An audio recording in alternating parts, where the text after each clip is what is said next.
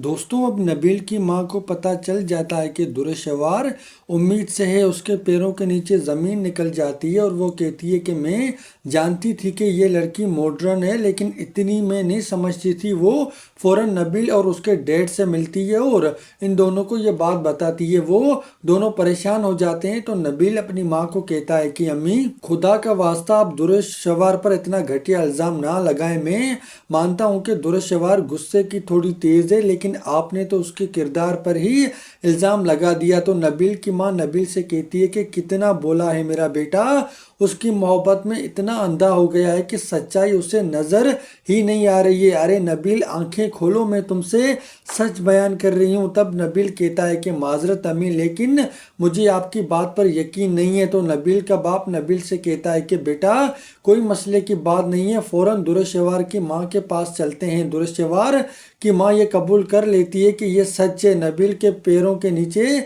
ज़मीन निकल जाती है और वो नीचे बैठ जाता है। तब नबील की माँ और दुर्शवार की माँ नबील को संभालते हैं और कहते हैं कि बेटा तुम अपनी तबीयत मत खराब करो। और दुर्शवार की माँ कहती है कि बेटा इसमें तुम्हारी कोई गलती नहीं है, मेरी तरबियत में ही शायद कोई कमी रह गई है जिसकी वजह से मुझे आज ये दिन देखना पड़ रहा है। नबील का बाप दुर्शवार की माँ से कहता है कि मुझे यकीन नहीं हो रहा है कि दुर्शवार आपकी बेटी है। नबील की माँ बार बार कहती रही कि दुर्शवार नबील के लिए अच्छी लड़की नहीं है, अच्छी लड़की नहीं है, लेकिन मैं और नबील हर बार इसकी बात को इग्नोर कर रहे थे और यही समझ रहे थे कि नबील की माँ ओवर थिंकिंग कर रही है। और नबील का बाप कहता है कि माजरत के साथ मुझे कहना पड़ रहा है, लेकिन हम ये रिश्ता यहीं पर ख़त्म कर रहे हैं। ये कहकर वो नबील और अपनी बेगम को लेकर चला जाता है। तब नबील की माँ दुर्फेशन से कहती है कि दुर्शवार को मेरी नज़रों से दूर कर दो, मुझे इसकी शक्ल भी नहीं देखनी है। मेरे दोस्तों